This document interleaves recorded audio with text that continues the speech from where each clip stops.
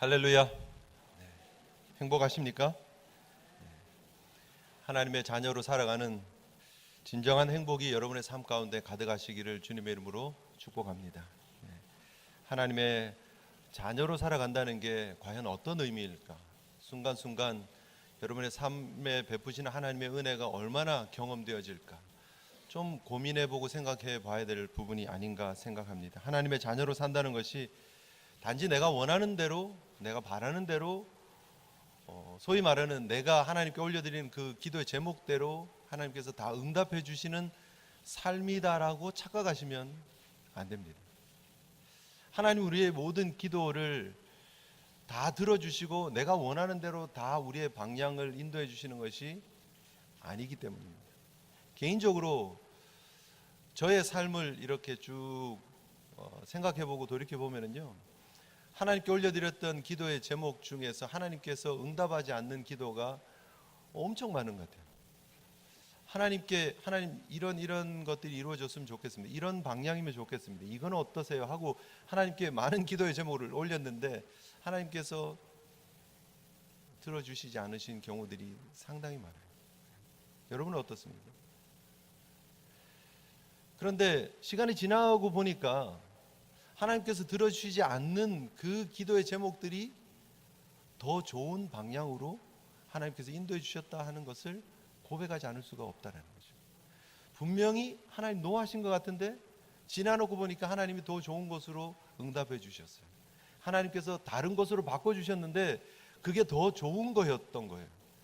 우리의 인생을 하나님이 내 요구를 들어주시는 것으로만 생각하고 착각하면서 하나님의 자녀의 삶을 산다라고 이야기하지 말자라는 거죠. 하나님이 정말 우리에게 원하시는 것은 하나님의 하나님 되심이에요.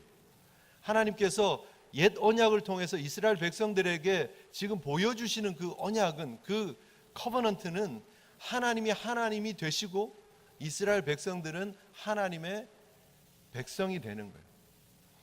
그 하나님이 하나님 되심, 백성이 하나님의 백성이 되는 그 관계가 우리가 오늘 히브리서를 통해서 읽어보았던 그 첫 언약에 들어있는 하나님의 마음이에요. 우리가 성경을 통해서 기억해야 될 것, 하나님께서 우리에게 주신 가장 큰 축복은 번영이 아니에요. 하나님 우리에게 주시는 그 축복은 물질의 부유함이 아니에요. 단순한 건강이 아니에요. 물론 건강이 될 수 있습니다. 물론이라고 말씀드렸습니다. 그러나 우리가 생각하는 건강들, 우리가 생각하는 부유함들, 우리가 생각하는 풍요함이 아니라는 거죠. 하나님께서 계획하시는 일들이 있다는 거예요. 이스라엘 백성들을 노예 상태에서 출애굽시키셔서 그냥 약속의 땅으로 빨리 데리고 가셔서 거기에서 복 주시기 원하는 것이 하나님의 뜻이 아니었다는 거예요.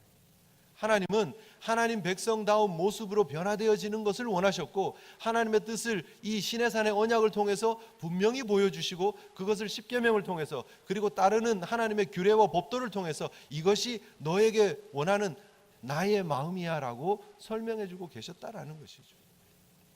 오늘날에도 마찬가지입니다. 우리가 하나님의 백성으로 살아가면서 우리가 하나님으로부터 누리는 가장 큰 축복은 하나님과의 관계, 하나님과 내가 특별한 은혜의 관계 속으로 들어가 있다는 사실이 여러분이 가장 기뻐해야 될 축복인 줄 믿으시기를 바랍니다. 좀 오래된 얘기이기는 한데요, 한 10년 정도, 한 2년 정도 된 것 같은데, 옛날에 무한도전이라고 하는 프로그램이 되게 이렇게 유명한 프로그램이었습니다. 저도 본 적이 있었습니다. 무한도전에 보면 정준하라고 하는 멤버가 있습니다. 정준하 씨, 개그맨인데, 그죠? 코미디언이죠.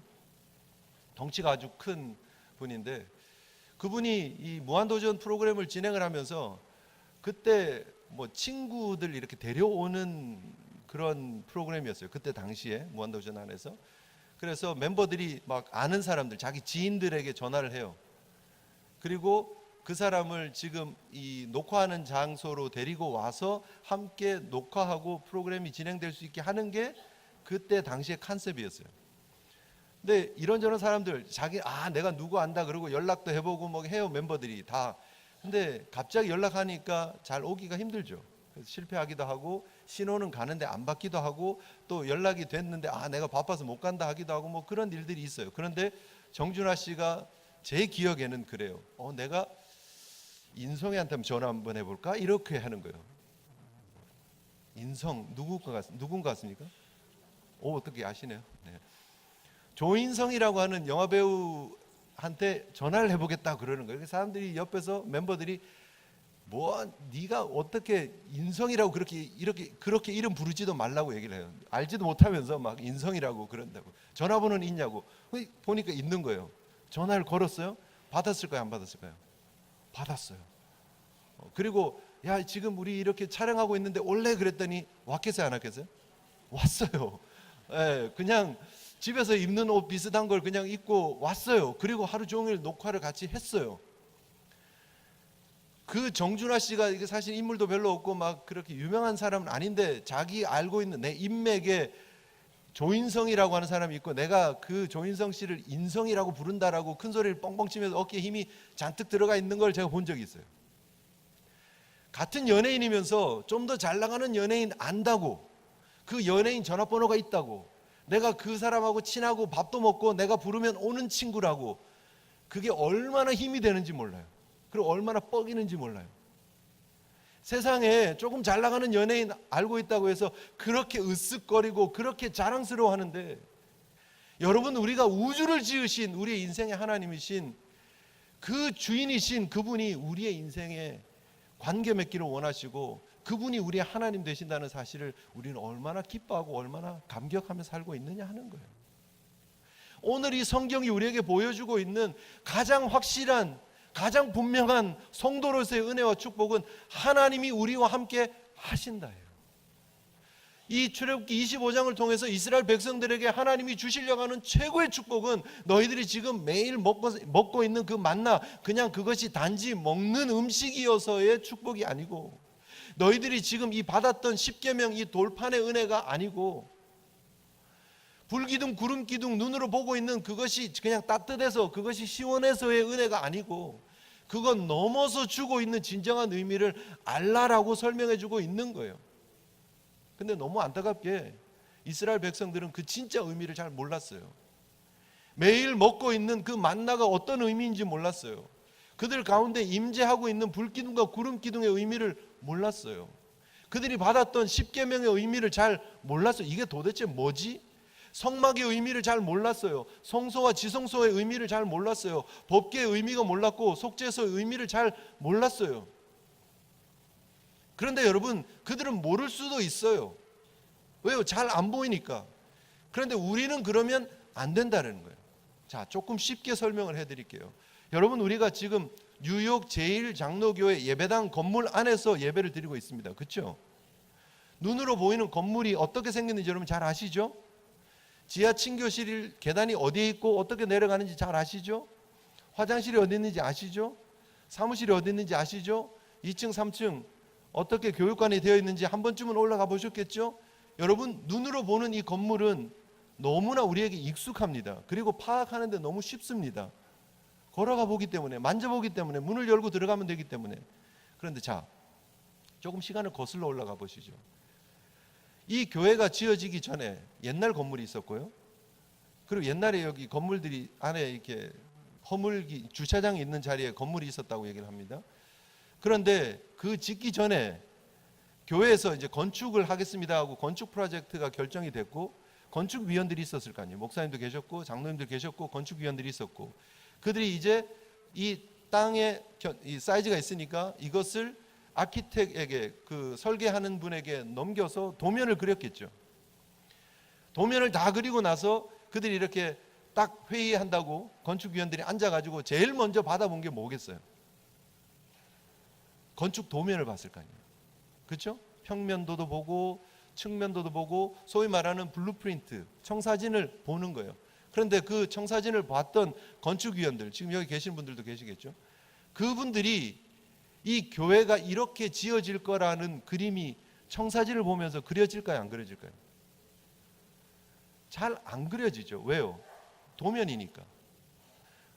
선들, 이게 줄은 이렇게 쭉쭉 그려져 있고, 뭐 이렇게 여기에 도어가 들어가고 여기 계단이 들어가고 뭐 이렇게 이럴 겁니다라고 설명은 되어져 있겠지만, 전문가가 아닌 이상 그냥 도면이에요. 그냥 파란 그 도면 위에 그림이 이렇게 쭉쭉쭉 그려져 있는 도면이 여러 개로 뭐 플러밍 도면도 있고 전기 도면도 있고 뭐 이런 해서 여러 장의 도면들이 그려져 있는 거예요. 테이블 위에 있지만 이게 실제로 건물로 어떻게 만들어질 거라는 감은 잘 안 오죠. 그냥 전문가가 그렸다니까 아 맞겠지. 잘 만들었겠지. 물론 이 미국 뉴욕의 건축법이 되게 스트릭트하니까 그 도면대로 그대로 했을 거예요. 그래야 준공검사도 맞고 그래야 우리가 CO도 받고 우리가 함께 예배드리는 건물로 쓸 수 있기 때문에 그렇게 지어질 거예요. 그런데 도면만 보면 잘 몰라요. 그래서 이해를 돕기 위해서 뭐를 그리죠? 건축 도면만 그리는 게 아니라 조감도를 그려요. 요즘은 그거를 컴퓨터 그래픽으로 해가지고 이렇게 이 3D 화면으로 이렇게 막 건물을 이렇게 돌아가면서 이렇게 될 겁니다 하고 이렇게 보여주죠. 근데 옛날에는 그림으로 그렸어요. 궁금하시면 사무실에 오시면 있습니다. 건축 조감도라는 게 있어요. 도면을 주고 완성이 되면 이런 모양이 될 것입니다 하고 건축 조감도를 그려줘요. 이해하는 데는 도움이 되지만 실제로 그 안에 들어가 보지 못하면 실제로 건물을 보지 못하면 역시 한계가 있겠죠. 구약 성경이라는 게 그래요. 구약에서 보여주고 있는 것은 신약에서 실제로 드러날 예수 그리스도의 실체의 도면과 같은 거예요. 도면 혹은 잘 그려놓아도 조감도 정도예요. 아 이런 거였구나. 그래서 구약 성도들은 장차 오실 예수 그리스도를 건축 도면을 보면서 기대하는 거예요. 그림을 그리는 거. 아 장차 오실 예수님은 이런 분이시구나. 그래서 오늘 성경이 그렇게 얘기를 하고 있잖아요. 그 대제사장에 오실 비유다 혹은 예다라고 그렇게 설명을 하는 거예요. 그림자다라고 얘기를 하는 거예요. 그게 건축 도면이라는 표현이에요. 쉽게 말하면 여러분 이해하시자면 신약 성도들은 어떤 것이냐, 이 실제로 오신 예수 그리스도의 그 완성되어지신 예수 그리스도의 건물 그 속에 함께 들어가서 같이 사는 거예요. 그분과 함께 연합해서 그분의 실존을 경험하는 거예요. 그래서 우리 성도들이, 우리 신약의 성도들이 엄청난 은혜의 축복을 누리고 있는 삶을 살아가고 있는 거예요. 지금 오늘 이스라엘 백성들에게 주고 있는 이 언약의 증거들, 심볼들이 뭘 나타내고 있느냐? 성막, 그리고 성막 안에 있는 그 모든 것들이 결국 두 번째 언약, 새로운 언약의 주인공이신 예수 그리스도에 대한 모습이다라는 거예요. 그것에 대한 설명이 히브리서 9장에 자세하게 나와 있는 것입니다. 그분이 우리의 대제사장이 되시고 그분이 우리에게 드려지는 단번에 드려지는 화목 제물이 되셔서 속죄소에 뿌려져야 될 그 언약의 피의 사역을 완성하신 분이시다라고 설명을 해주고 있는 거예요. 그림이 그려지십니까? 전체적으로 구약 성경과 신약 성경의 연결이 여러분 되셔야 합니다. 그리고 구약에서 그려주고 있는 건축 도면과 같은 이 설명들이 실제로 예수 그리스도 안에서 이렇게 완성되어졌고 이루어졌다라는 사실을 여러분 이해하셔야 합니다. 그래서 우리가 지금 3번에 걸쳐서 지금 법궤와 속죄소에 대해서 우리가 생각해 보고 있는 것입니다. 지난주 우리가 살펴보았던 내용이 바로 그거예요. 예수 그리스도의 성육신하신 그 예수 그리스도의 본질이 과연 뭐냐는 거예요. 그 법궤가 나타내고 있는 그 조각목이 나타내고 있는 것이 뭐냐? 바로 예수 그리스도의 인성을 나타내는 것이다. 그리고 그 위에 씌워진 금은 뭐냐? 예수 그리스도의 신성을 나타내는 것이다. 물론 예수 그리스도가 종의 형체, 즉 우리와 같은 모습으로 오셨기 때문에 결국 조각목은 바로 우리의 모습이다라는 거예요.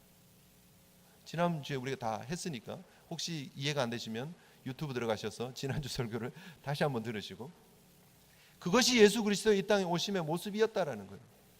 그리고 오늘 우리가 지금 살펴봐야 될 설교 3번 포인트와 4번 포인트를 우리가 봐야 되는데, 결국 그 안에 담겨있는, 법궤 안에 담겨있는 이 3가지의 내용물, 히브리서 9장 3절이 말하고 있는 그 내용물이 바로 예수 그리스도를 나타내고 있다라는 거예요. 그리고 그 법궤의 뚜껑, 속죄소라고 하는 부분이 바로 예수 그리스도의 사역을 나타내고 있는 것이다. 결국 예수 그리스도가 누구신가? 그리고 예수 그리스도께서 우리를 위해서 무슨 일을 하셨는가가 바로 이 법궤와 그 법궤를 덮고 있는 뚜껑이 우리에게 다 보여주고 있는 내용이다. 지난주 우리가 보셨죠? 그림을 다시 한번 보실까요? 바로 이것이잖아요. 이 법궤 안에 있는 내용. 이 두 돌판 십계명, 그리고 만나, 그리고 이것이 뭐라고요? 아론의 쌍난 지팡이. 이 세 가지가 결국 이 세 가지를 담고 있는 이 법궤가 예수 그리스도를 나타내고 있다. 그 옛 언약, 하나님은 이스라엘의 하나님이 되시고 이스라엘 백성들은 하나님의 백성이 된다라고 하는 그 언약의 상징인 십계명이에요. 율법의 상징인 저 십계명 두 돌비가 결국은 예수 그리스도, 말씀이 육신이 되셔서 우리 가운데 오신 예수 그리스도를 상징하고 있다. 첫 언약의 부족함을 완성시킬 새 언약으로 오실 예수 그리스도를 예표하고 있는 상징이라는 거죠. 예수 그리스도께서 이 땅에 오셔서 그 언약을, 옛 언약을 폐하셨습니까? 율법을 폐하러 오신 것이 아니라 그 율법을 완성시키러 오셨다. 예수 그리스도는 바로 그런 분이라는 거예요. 말씀이 육신이 되셔서 우리 가운데 거하시면서 하나님과 우리의 언약을, 그 커버넌트를 새롭게 해주시는 분, 완성시켜 주시는 분으로 오신 분, 바로 그분이 예수 그리스도시라는 거예요. 우리가 이미 만나에 대해서는 두 번에 걸쳐서 우리가 살펴보았습니다. 만나도 자세한 내용이 궁금하시면 우리 옛날 설교를 좀 거슬러 올라가셔서 다시 한번 들으시면 좋겠습니다. 저 만나가 뭘 상징하고 있어요? 단지 그들이 매일 먹는 음식? 눈 뜨면 새벽같이 나가서 그것을 걷어가지고 그걸로 먹는, 이게 뭐지? 라고 말하는 그 만나였습니까? 단순히 그런 의미가 아니었다는 거예요. 장차 생명의 떡으로 오실 예수 그리스도를 보여주고 있는, 예표하고 있는 그림자라는 거예요. 그분이 우리의 영원한 생명의 떡이 되셔서 우리에게 생명을 보증해주고 계시는 사건이다라는 사실을 기억하시는 저와 여러분들이 되었으면 좋겠습니다. 바로 내가, 예수님께서 말씀하시죠, 생명의 떡이다라고 말씀하십니다. 모세가 너에게 하늘로부터 떡을 준 것이 아니라 내 아버지께서 너에게 하늘로부터 참떡을 주시나니. 요한복음 6장에서 그렇게 말씀하고 있습니다. 예수께서 이르시되 나는 생명의 떡이니 내게 오는 자는 결코 줄이지 아니할 것이요 나를 믿는 자는 영원히 목마르지 아니할 것이다. 그 떡, 만나로 예표지어졌던 그 그림자의 실체는 바로 생명의 떡이신 예수 그리스도시다라는 거죠. 아론의 쌍난 지팡이는 무엇을 나타내고 있습니까? 이 사건은 민수기 16장의 사건을 전제하고 있습니다. 고라와 다단 등 반역하는 사람들이 있었어요. 모세와 아론의 리더십을 거역하면서 왜 너네들만 리더냐, 하나님이 다른 사람도, 우리도 리더로 세워주실 수 있는데 라고 얘기를 해요. 그리고 반역을 해요. 250명이 동조합니다. 근데 하나님께서 그 향로, 불향로를 통해서 땅이 갈라지고 그들을 삼켜버리고 불향로가 그들을 사로잡아서 그들이 죽음을 맞이하게 됩니다. 그리고 그들의 동조했던 14만 7천 명, 14,950명이 결국은 죽습니다. 이 250명을 포함해서요. 14,950명, 14,700 플러스 250 해서 14,950명이 결국은 불에 의해서, 땅이 갈라지면서 혹은 연병에 의해서 죽게 되어지는 모습을 우리가 민수기 16장을 통해서 보게 됩니다. 근데 하나님께서 아론의 지팡이를 거기에서 싹이 나게 하셔서 아론이 하나님의 택한 대제사장임을, 하나님께서 사용하시는 주의 종이심을 드러내세요. 아론 한 사람을 위해서? 그렇지 않습니다. 히브리서 3장 1절에서 말하고 있는 것처럼 오늘 우리가 읽었던 히브리서 9장을 통해서 우리에게 주시는 것처럼 우리의 대제사장이신 예수 그리스도를 예표하고 있는 그 아론이 결국은 아론으로 끝나는 것이 아니라 장차 오실 예수 그리스도를 예표하고 있는 분이시다라는 사실을 드러내기 위해서 아론의 지팡이에 싹이 나게 하시는 거예요. 예수 그리스도께서 이 땅에 오셔서 결국은 십자가를 지시고 죽게 되시지만 그 죽음으로 끝나는 것이 아니라 그 죽은 것 같은 그 나무에 다시 부활이라고 하는 생명으로 부활의 첫 열매가 되셔서 생명의 첫 열매가 되셔서 우리에게 생명을 주실 것을 예표하는 사건, 바로 그것이 아론의 쌍난 지팡이라는 것이죠.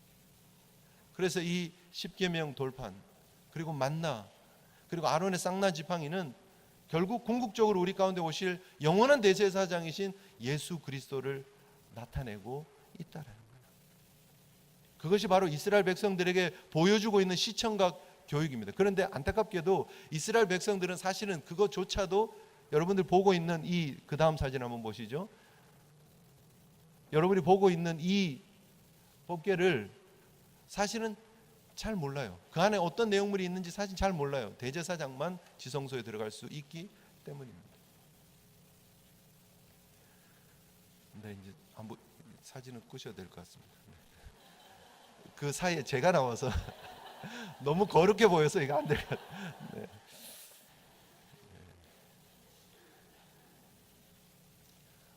바로 이것이 이스라엘 백성들이 가질 수 있는 은혜의 최고였어요. 거기까지. 그런데 우리는요, 그 심벌들이, 그 상징들이 드러내고 있는 실체를 우리가 경험했다는 거예요. 그분과 연합했다는 거예요. 그분의 생명을 누리고 있다는 거예요. 그분을 우리가 먹고 마시고 있고요. 그분의 생명을 우리가 누리고 있다는 거예요. 여러분, 이것이 우리가 누리고 있는 축복인 줄 믿으시기를 바랍니다.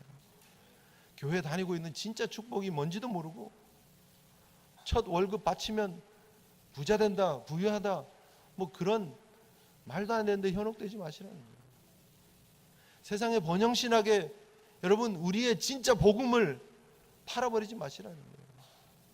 내가 왜 예수 그리스도를 믿고 있는지, 내가 신앙의 길을 걸어가고 있다는 이 본질이 무엇인지를 정확하게 기억할 수 있는 저와 여러분들 되시기를, 연한 순같이 우리 가운데 오신, 종의 형체를 입고 우리 가운데 오신 예수 그리스도께서 다시 부활하심으로 아론의 그 쌍난 지팡이와 같이 우리에게 생명의 보증이 되신 예수 그리스도라는 사실을 여러분 기억하시고, 그분이 나의 하나님 되심을, 그 십자가를 통해서 다시 생명의 부활이 있었음을 기억하시면서 믿음으로 걸어가시는 저와 여러분들 되시기를 주님의 이름으로 축복합니다. 그 예수 그리스도는 우리를 위해서 무슨 일을 하셨느냐? 오늘 여러분 좀, 이게 제 사진이랑 제 지금 이 영상이랑 그 위에 사진이 이렇게 합쳐져서 그래요. 네, 그 제 사진을 컴퓨터 화면으로 좀 바꿔 주시면 빠질 것 같은데. 네, 네, 뭐 신령하게 보십시오, 하여튼. 자, 이제 네 번째 포인트예요. 네 번째 포인트는 이 법궤 위에 있는 이 부분이에요. 뚜껑 부분이에요. 뚜껑. 네. 이 뚜껑이 바로 속죄소라는 거예요. 여기에 이제 그룹의 날개가 붙어 있고, 바로 이 중심, 이 뚜껑 위, 바로 이곳이 속죄소입니다. 시은소, 은혜의 보좌라고 하는 그곳이에요. 여기에 피가 발려지면서 대제사장이 1년에 한 번 들어가서 하나님을 만나는 거예요. 출애굽기 25장 23절에 내가 거기서 너를 만난다 하는 장소가 바로 이 부분이에요. 여기. 그런데 그곳에서 어떤 일이 있어야 되느냐 는 거예요. 무엇이 전제되어져야 하느냐 하는 거예요. 바로 피가 뿌려져야 된다는 거예요. 피가 뿌려져야 된다는 거예요. 하나님께서 우리를 만나 주시는 은혜의 장소, 하나님의 은혜가, 하나님이 우리를 만나 주시는 그런 화목의 장소인데, 레위기 16장에 보면 대제사장인 아론이 대제사장의 의복을 입고 대속죄일인 그런 7월 10일 지성소 안으로 들어갈 수 있습니다. 딱 한 번. 그런데 속죄소에 7번의 피를 뿌려야 됩니다. 자기를 위해서, 그리고 백성을 위해서 피를 준비하고 들어가야 돼요. 아니면 대제사장도 죽는 거예요. 왜요? 그 대제사장도 모형이기 때문에, 그림자이기 때문에, 온전한 예수님의 그림자 역할이었기 때문이에요. 그래서 여러분, 우리가 이 속죄소에 대한, 결국은 이 속죄소는 이런 것들이 금으로 쳐서 만들었구나, 그리고 여기에 피가 뿌려졌구나로 끝나는 것이 아니라, 바로 이 속죄소, 이 시은소라고 하는 은혜의 보좌가 결국 예수 그리스도께서 이 땅에 오셔서 하신 십자가의 사역이라는 사실을 우리가 알아야 됩니다. 예수 그리스도가 누구신지, 그리고 예수 그리스도가 누구신지, 그리고 그분이 어떤 일을 하셨는지를 합해 놓은 그림이 바로 저 언약궤와 속죄소라는 거예요. 그리고 그것을 우리는 오늘 신약 성도로서 그 답을 다 알고 있기 때문에, 모형이 아니라, 건축 도면이 아니라 실제로 우리가 보고 실제와 함께 연합해서 우리가 신앙생활하고 있는 것이다라는 것이에요. 여러분, 얼마나 큰 은혜인지 모릅니다. 바로 이것이 이미 구약에 하나님께서 이스라엘 백성들을 출애굽시키시면서 시온에서, 그 시내산에서 언약을 맺으시면서 바로 이곳에서 이미 예수 그리스도를 통해서 완성하실, 화목 제물로서 우리 가운데 오실 새 언약으로 완성하실 그 은혜를 이미 계획해 놓으셨고 때가 되면 예수 그리스도께서 이 땅에 오셔서 바로 조각목 같은 모습으로 우리 가운데 오셔서 그 위에 정금을 입으신 모습으로 우리 가운데 오셔서 우리를 속죄소의 은혜로 거듭나게 해주셨다는 거예요. 하나님의 백성 삼아주셨다는 거예요. 바로 이것이 복음의 핵심인 줄 믿으시기를 바랍니다. 저와 여러분들이 오늘 우리가 신앙생활을 할 수 있고 우리가 하나님 앞에 설 수 있고 거기서 내가 너를 만나겠다고 했던 그 속죄소가 예수 그리스도가 되셨기 때문에 그 예수 그리스도와 우리가 연합해서 우리가 함께 이렇게 신앙의 길을 걸어가고 있다는 거예요. 우리가 하나님의 백성이다라고 큰 소리 치고 있고 우리가 신앙의 길을 믿음의 길을 이렇게 걸어가고 있다라는 거예요.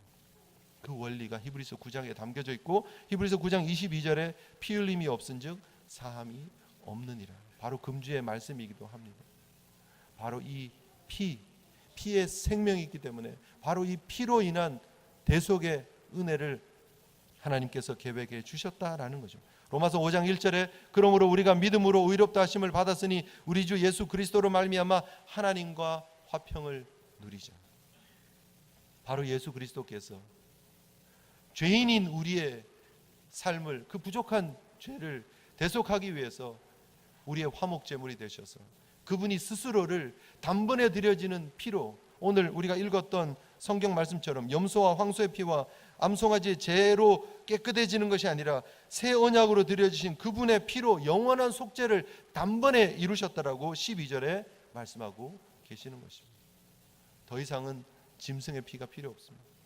바로 예수 그리스도의 피가 단번에 드려졌기 때문에 저와 여러분들을 구속하시고 우리를 새롭게 하신 그 은혜가 바로 예수 그리스도의 십자가의 은혜의 피라는 사실을 기억할 수 있는 저와 여러분들 되시기를 주님으로 축복합니다.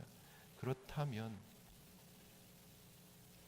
여러분 우리가 지금 3주에 걸쳐서 이렇게 지금 구약의 건축 도면과 신약의 실제 건물과 연결하면서 지금 하나하나 지금 살펴보고 있습니다.